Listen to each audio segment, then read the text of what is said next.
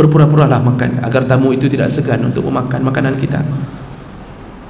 Akhirnya tamu itu makan, dan tamu itu mengira Abu Darda dan isterinya makan, padahal tidak makan, hanya mencetok-cetok dalam piring saja. Apa maksudnya mencetok-cetok? Jadi di sendok itu diketuk-ketuk saja di piring, pura-pura makan. Lilin dijatuhkan agar tidak nampak oleh tamu itu bahawa ternyata tidak ada makanan, hanya untuk menghormati tamu. Tapi mereka, Masya Allah, semua itu dilihat, itulah jembatan surga, itulah jembatan surga. Tidak ada keluhan sedikit pun, tidak ada merasa bahawa ini tamu datang merugikan kita, koklei pajuh bu. Ada model kita datang isi kulkas banyak, tapi yang kita keluarkan untuk tamu itu ikan surai, ikan tongkol, ikan tongkol yang sudah mungkin beberapa hari mata sudah merah, kita kasih ke tamu. Assalamualaikum warahmatullahi wabarakatuh. Anda rindu mendengarkan kajian-kajian dari ustadz-ustadz kita dari Aceh? Kunjungi channel YouTube Maulizul Akbar NAD. Subscribe, like, share, komen.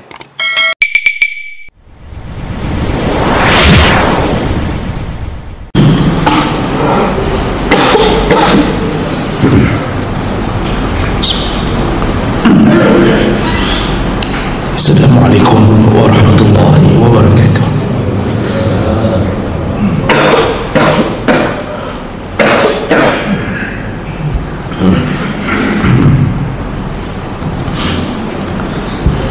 Alhamdulillahi rabbil alamin, wa bihi nasta'in ala umuri dunya wad din. Asyhadu an la ilaha illallah wahdahu la syarika lah, wa asyhadu anna Muhammadan 'abduhu wa rasuluhul karim. Allahumma salli wa sallim ala nabiyyina al-Mustafa Muhammadin wa ala alihi wa ashabihi ajma'in. Amma ba'd.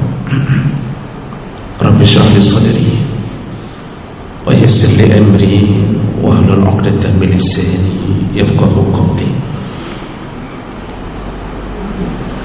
Segala puji bagi Allah, kemudian salawat dan salam kepada Rasulullah, pada keluarga dan seluruh sahabat-sahabatnya, bapak-bapak, ibu-ibu serta adik-adik yang Allah muliakan insyaAllah. Pada subuh yang dirahmati ini, kita akan melihat salah satu hadis Nabi sallallahu alaihi wasallam,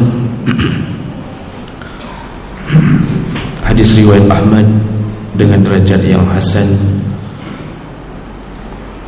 Hadis ini akan menceritakan tentang bagaimana keberhasilan orang-orang terdahulu dalam menjalani hidup, dan bagaimana kehancuran umat di akhir zaman juga dalam menjalani kehidupan.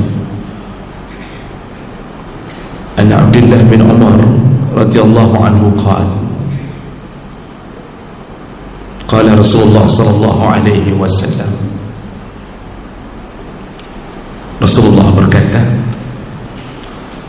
salahu awwali hadhihi al-ummah bizuhdi wal yaqin. Kata Rasulullah, kebaikan, kesuksesan semua pada umat-umat di zaman beliau hidup, kuncinya ada pada dua perkara.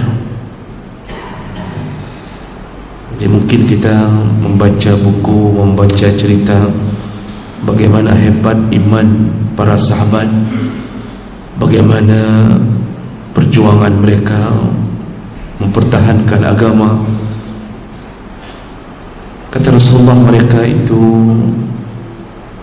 yang membuat mereka berhasil menjalani semua ujian Allah di atas dunia, kuncinya ada pada dua perkara. Yang pertama yaitu zuhdu. Mereka punya sifat zuhud, kata Rasulullah. Zuhud adalah meninggalkan kemewahan dunia, dan ini dimiliki oleh semua sahabat Nabi yang hidup berdampingan dengan Nabi SAW. Mereka melihat Nabi-Nya mampu berdoa untuk merubah gunung menjadi emas, tetapi Nabi memilih untuk hidup seperti seorang hamba. Nabi ketika akan diangkat menjadi Rasul, dalam hadis yang sahih, didatangi oleh malaikat, utusan khusus dari Allah, lalu ditawarkan kepada Nabi, wahai Muhammad, silahkan pilih, apakah engkau ingin menjadi seorang Nabi sekaligus Raja, atau engkau ingin menjadi seorang Nabi sekaligus hamba? Nabi melirik ke arah Jibril. Jibril memberikan kode, pilihlah Nabi sekaligus hamba, dari bahasa isyarat Jibril. Lalu Nabi meminta kepada Allah untuk menjadikannya seorang Nabi, bukan seorang raja, tapi cukup menjadi seorang hamba. Maka Nabi begitu zuhudnya terhadap dunia. Dia tinggalkan kehidupan mewah, tinggal di rumah yang begitu sederhana, hanya terbuat dari bebatuan dilapisi tanah liat. Tidak ada isi rumah berupa makanan untuk nanti malam pun. Kulkas kita dipenuhi dengan berbagai ragam pilihan. Kita punya roti berbagai macam merek, bahkan selai pun tersedia, saus, salad, kecap saja berapa model. Ada kecap asin, kecap manis, kecap pahit, kecap tidak jelas. Itu macam model, penuh warna hidup kita. Nabi tidak punya apa-apa. Dan kita tahu itu dari mana? Dari keterangan hadis-hadis Nabi. Datang seseorang meminta sesuatu di rumah Nabi, Aisyah hanya mampu memberikan satu kurma. Bayangkan rumah seorang Rasul yang ada sisa makanan cuma satu kurma. Di kesempatan yang lain, seorang pengemis datang ke rumah Nabi, yaitu rumah bersama Aisyah. Lalu Aisyah menyuruh pembantunya untuk mengambil apa yang ada di dalam rumah.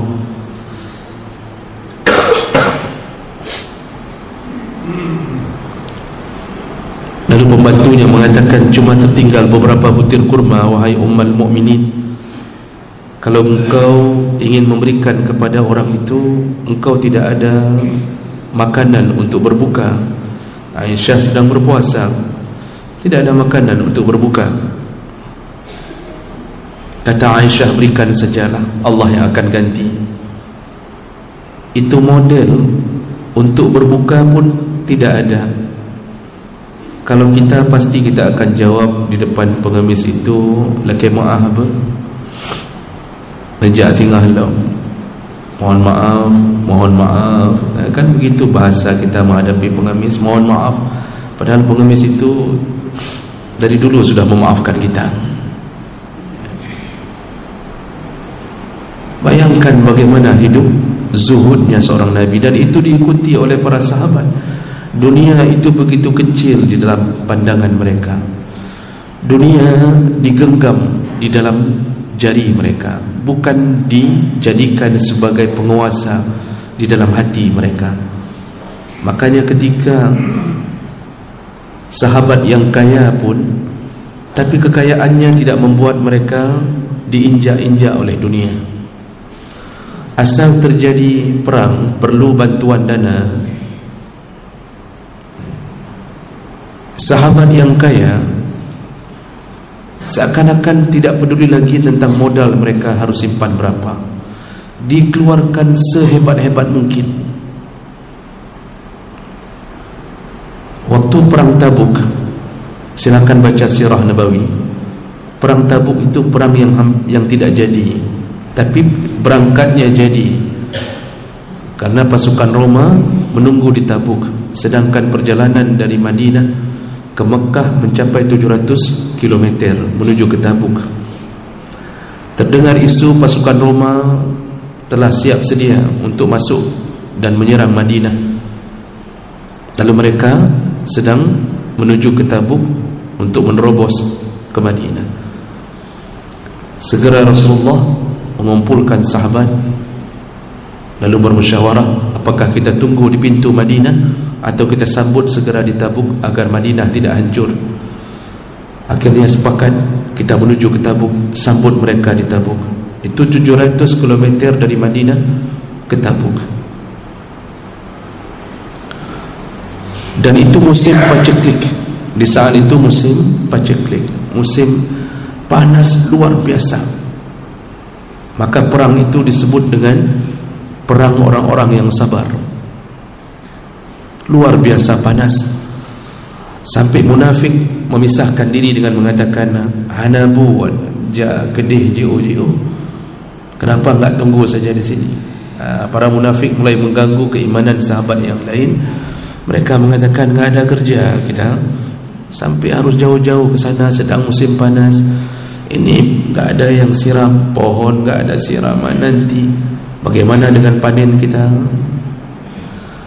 Tapi Nabi mengumumkan, kita sambut di Tabuk. Kita perlu bantuan dana untuk menyediakan kuda, menyediakan peralatan perang. Begitu diumumkan yang memberikan infaknya di jalan Allah masuk surga, ternyata semua sahabat habis-habisan. Padahal mereka punya simpanan harta, itu yang terakhir, tapi semua habis-habisan. Utsman bin Affan menyumbangkan 1000 ekor kuda. 1000 ekor kuda. Abdurrahman bin Auf hampir 2 M. Abdurrahman bin Auf menyumbangkan hampir 2 M, ditulis dalam riwayat Sirah Nabawiyah. Sekali sumbang. Itu Utsman bin Affan 1000 kuda, belum lagi ditambah dengan jaminan makan selama 6 bulan kepada seluruh pasukan. Dihabiskan harta. Mereka kaya tapi mereka zuhud. Zuhud itu mereka tidak cinta pada hartanya, mereka titipkan. Mereka tahu bahwa harta itu mereka ambil kembali nanti di akhirat. Maka menabung yang sebenarnya adalah menabung untuk akhirat. Yang kita tabung-tabung di dalam celengan kita, itu kan tabungan-tabungan dunia. Tabungan masa tua, tabungan masa muda, itu semua tabungan dunia.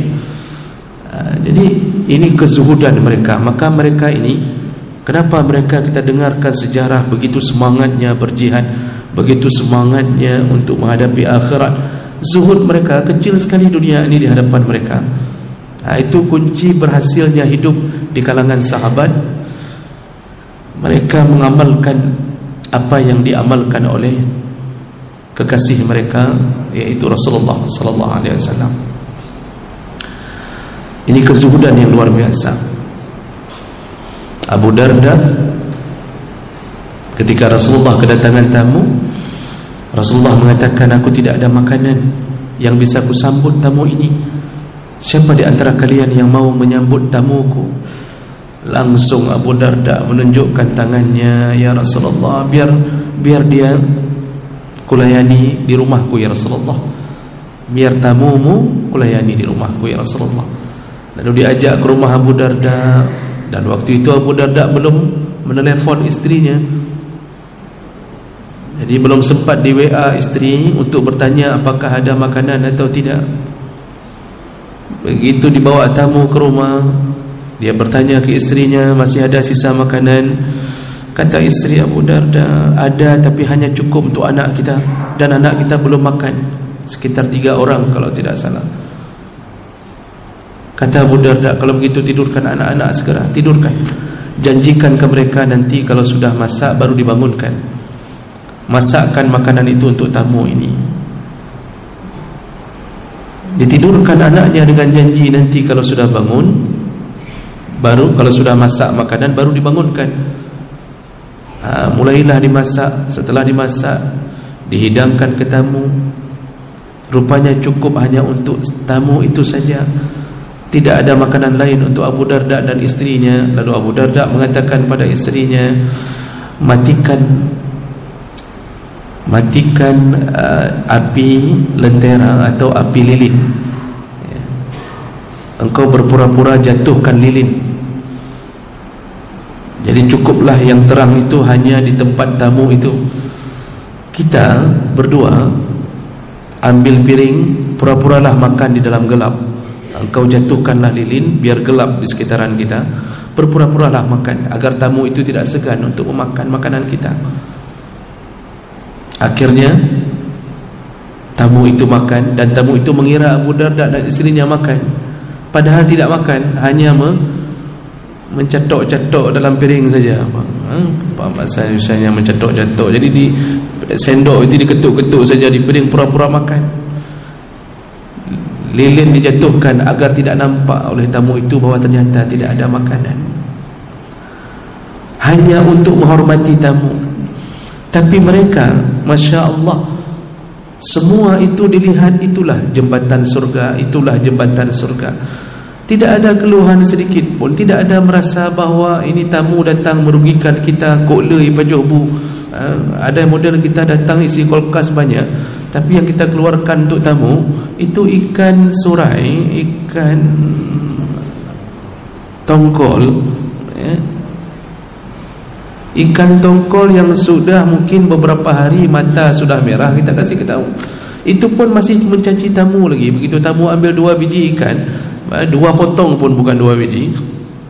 Setelah dia pulang, kita berbisik-bisik, kok lei baju bu, kok luar daging. Banyak sekali dia makan. Itu tamu-tamu kayak gitu, nggak usah kasih lagi itu. Ada anak tamu baru mengambil beberapa permen dari toples kita hari raya, Masya Allah, marahnya sampai hari raya berikutnya. Di blacklist tamu itu. Subhanallah, kita begitu cinta pada harta. Satu toples cuma 20.000. Orang dulu sama sekali tidak mencintai hartanya. Dia bawa hartanya bersamanya ke akhirat. Begitu zuhudnya mereka. Maka hidup mereka damai, aman, saling tolong-nolong. Sedekah itu menjadi hal perkara yang biasa bagi mereka, kecil sekali. Kalau mereka ingin muwakafkan sesuatu, tidak pun mereka berfikir panjang, karena dinilai bahawa pasti ini semua akan kembali kepada mereka. Jadi sifat inilah yang membuat cerita hebat-hebat berada di dalam kitab-kitab tentang kehidupan di zaman Nabi SAW. Lalu kemudian Nabi menyambung kunci kedua. Kenapa begitu hebatnya cerita tentang imannya para sahabat di masa Nabi? Wal yaqin, kata Rasulullah. Kunci kedua, mereka begitu yakin.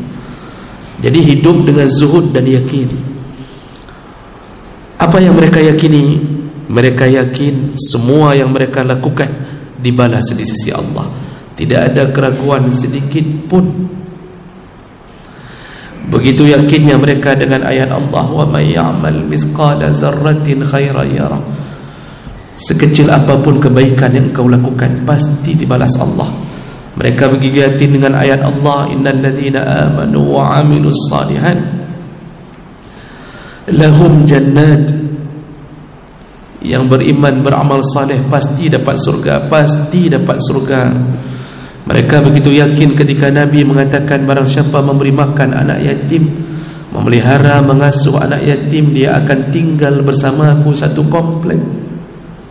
Satu komplek di surga, tidak terpisah surga. Jadi komplek mana tinggal? Komplek Nabi. Komplek Nabi di mana? Komplek Nabi di Jannatul Firdaus, dengan memelihara anak yatim. Bahkan rumahnya berdampingan dengan rumah Nabi. Kata Rasulullah, kahatain, seperti begini, kata Rasulullah. Dia tunjukkan jari telunjuk dengan jari tengah. Kalimat-kalimat itu begitu yakinnya mereka sahabat, sehingga semua hidup mereka diabdikan untuk akhirat. Keyakinan ini yang membuat mereka tidak takut mati syahid.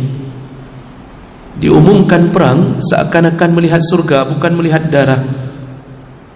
Ketika dibutuhkan kaum mujahidin untuk membela agama Allah, ketika dihina agama, maka pedang mereka asah, tombak mereka siapkan, busur panah melekat di belakang punggung mereka. Tidak ada rasa takut sedikit pun. Bahkan mereka memimpikan untuk bisa syahid, bermimpi, merindukan dibunuh. Dalam satu hadis, di dalam salah satu perang, ketika sedang terjadi perang, kemudian sahabat ada yang istirahat sebentar ke belakang. Dia mundur sebentar, tidak disebutkan namanya di situ. Dia mundur sebentar untuk memakan sebutir kurma, untuk mengisi bateri kembali sebutir kurma di tengah medan perang. Dan ternyata ketika dia baru mulai memakannya, dia tidak sadar ada Nabi di samping. Karena Nabi kalau di medan perang itu tidak berada di barisan depan, Nabi di belakang. Kenapa Nabi tidak boleh berada di barisan depan? Jangan sampai Nabi terluka yang menyebabkan bertambah semangatnya orang kafir. Jadi ketika dia mundur di belakang, ada Nabi di belakang. Begitu dia lihat Nabi, dia bertanya, "Ya Rasulullah, seandainya aku mati hari ini, in mittu hadzal yaum, seandainya aku mati hari ini, bagaimana nasibku? Kemana aku kalau aku mati hari ini ya Rasulullah?" Apa jawaban Rasulullah? Singkat, "Anta fil jannah." Kalau engkau mati hari ini, engkau dalam surga. Dia dengarkan dari bibir nabinya yang tidak pernah berbohong sebelum menjadi nabi. Begitu dia dengar "Anta fil jannah", setengah lagi kurma belum habis tercampak dari tangannya. Setengah lagi, tinggal setengah lagi. Kalau kita kan kita terus sedikit lagi sambil melanjutkan perang.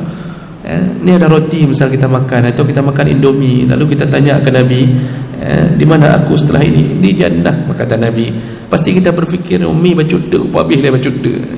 Kan begitu, Masya Allah. Tapi tidak sempat. Setengah kurma lagi dia campakkan dari tangannya ketika mendengarkan surga. Lalu dia hunus pedang kembali, dia terjun ke medan perang, dan dia menjadi syahid di hari itu, hanya mendengarkan kalimat surga. Begitu yakinnya mereka. Hari ini keyakinan itu hilang. Ikut pengajian di mana-mana, dikasih tahu tentang haramnya riba, dikasih tahu begitu dahsyatnya orang-orang makan riba.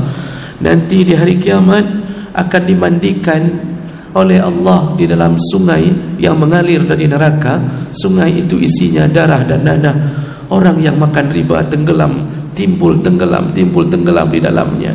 Dicampakkan kembali oleh malaikat ketika dia berusaha menepi ke tepi sungai. Dipukul, disiksa, bangkit di padang mahsyar seperti orang kesurupan syaitan. Begitu dengar cerita itu, tetap juga makan riba. Nggak ada rasa takut, membacut pihanaya. Orang-orang yang berzina, si penzina laki-laki dan si penzina perempuan. Lihat hadis Nabi dari Samurah bin Jundab. Rasulullah mengatakan, kulihat waktu dibawa oleh malaikat dalam hadis itu, penzina laki-laki dan perempuan dimasukkan ke dalam tungku api, dalam kuali besar yang muat semua penzina laki-laki dan perempuan dari awal hidup. Ketika api itu dinyalakan, maka mereka terangkat, menguap ke atas. Lalu kemudian api itu meredup, mereka kembali tenggelam ke bawah kuali, dihidupkan lagi, direbus lagi, naik ke atas. Nabi melihat mereka dalam keadaan telanjang. Lalu Nabi bertanya kepada dua malaikat yang membawanya, siapakah mereka? Kata malaikat, az-zani waz-zaniyah fid dunya. Mereka lah yang pernah berzina di dunia, laki-laki dan perempuan, dan tidak tobat sampai matinya. Direbus setiap waktu, tetap juga berzina, tidak ada rasa takut. Jadi enggak, yakin itu sudah berkurang sekali hari ini, Pak. Tidak ada lagi rasa malu. berjoget-joget di depan kamera TikTok, menampakkan aurat ke seluruh alam, tidak ada khawatir sedikit pun. Surga dia tidak yakin, neraka dia tidak yakin. Begitu hidup kita hari ini. Maka sahabat dulu berjuang karena keyakinannya. Ini kunci sukses dulu para sahabat. Kemudian baru Rasulullah menyambung hadisnya. 5 menit yang akan datang kita akan bahas dengan singkat. Kemudian Rasulullah mengatakan, wa yahliku akhiruha bil bukhli wal amal. Nanti umatku di akhir zaman mereka akan melakukan kehancuran, mendapatkan kehancuran hidup juga karena 2 perkara. Jadi dulu kunci sukses zuhud, meninggalkan dunia, dan yakin. Nanti di akhir zaman hancur hidup ini juga karena 2 perkara. Apa dia? Kata Rasulullah, bil bukhli wal amal. Umat akhir zaman akan ditimpa penyakit kikir, bakhil, tidak mau bersedekah, tidak mau mewakafkan harta, merasa uang itu adalah hasil keringat sendiri, seakan-akan bukan pemberian Allah.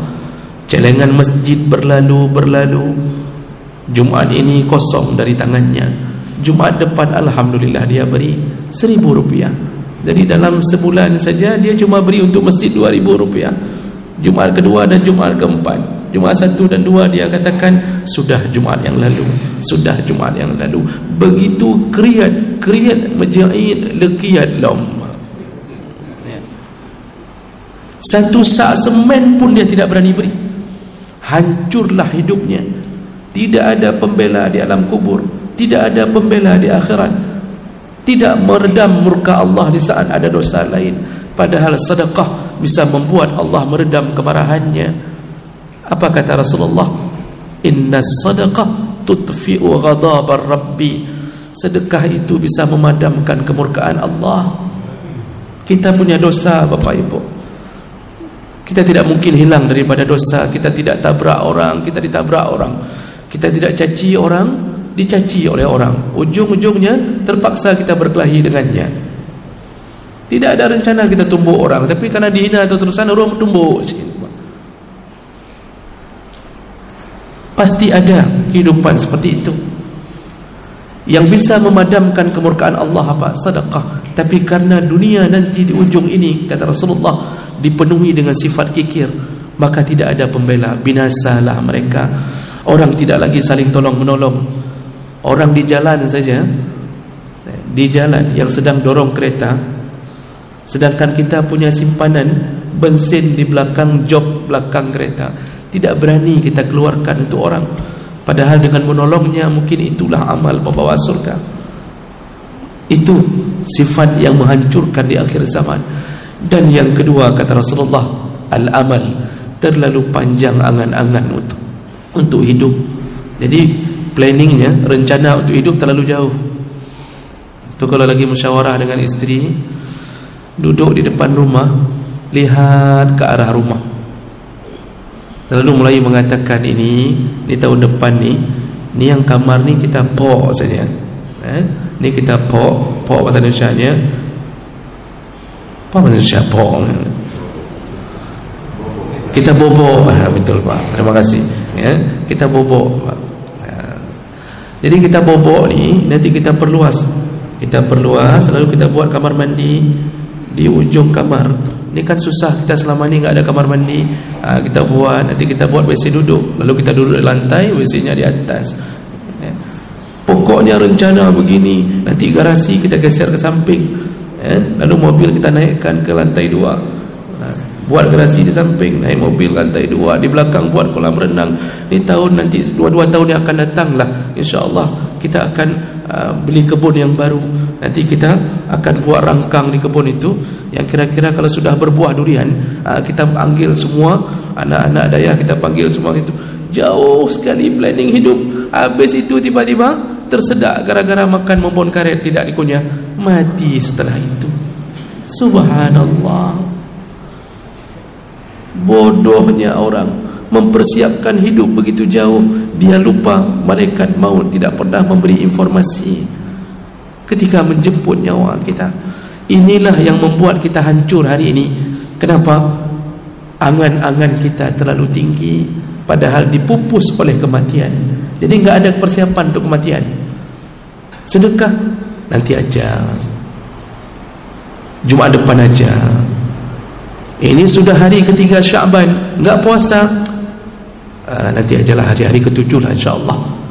Padahal nanti malam mungkin sudah mati, masih berharap Ramadan. Jangan harap Ramadan, belum tentu sampai. Ini sudah 3 Syaban. Nabi berpuasa sebulan penuh, kecuali 2 hari sebelum Ramadan. Tapi kita tidak 1 hari pun. Masya Allah. Buktikan cinta kita pada Nabi. Perokok saja bisa membuktikan cintanya. Waktu disebutkan buktikan merahmu, mereka semua merokok. Ketika dibaca tulisan buktikan merahmu, buktikan merahmu, iman dubi merokok, Pak. Kita disuruh buktikan cinta pada Nabi-Mu. Tak ada yang puasa Syaban 1 pun, subhanallah. Ada yang mengatakan Ustaz susah puasa di bulan Syaban, orang kahwin. Banyak sekali undangan orang kahwin. Bagaimana kita mau puasa Syaban? Bapak Ibu yang Allah muliakan, walimah itu yang wajib hadir, bukan wajib makan. Jadi datang saja, temui tuan rumah, mohon maaf kami tidak bisa makan. Tuan rumahnya akan gembira, amplop free, tidak perlu ada makan. Cukup bahagia tuan rumah, nak makan? Tidak. Alhamdulillah, sudah hemat lagi. Ada 10 orang yang begini, alhamdulillah. Senangnya tuan rumah kalau kita tidak makan. Malah dia susah kalau kita makan terus-terusan, tambah lagi. Isi nasi sedikit, rendangnya sampai seperti nasi. Susah mereka. Orang catering pun susah, bagus nggak usah makan. Datang di bulan Syaban puasa, kasih amplop balik, izin, sudah selesai. Begitulah jawab belakang Allah. Jangan terlalu panjang angan-angan. Mungkin nanti malam kita berangkat. Apa yang di depan lakukan. Kalau sedekah, wakaf, kemudian hiduplah, berangan-anganlah di alam kubur. Semoga kita bahagia sampai ke akhirat nanti. Mudah-mudahan bermanfaat. Subhanakallahumma bihamdik, asyhadu an la ilaha illa anta, astaghfiruka wa atubu ilaik. Wassalamualaikum warahmatullahi wabarakatuh.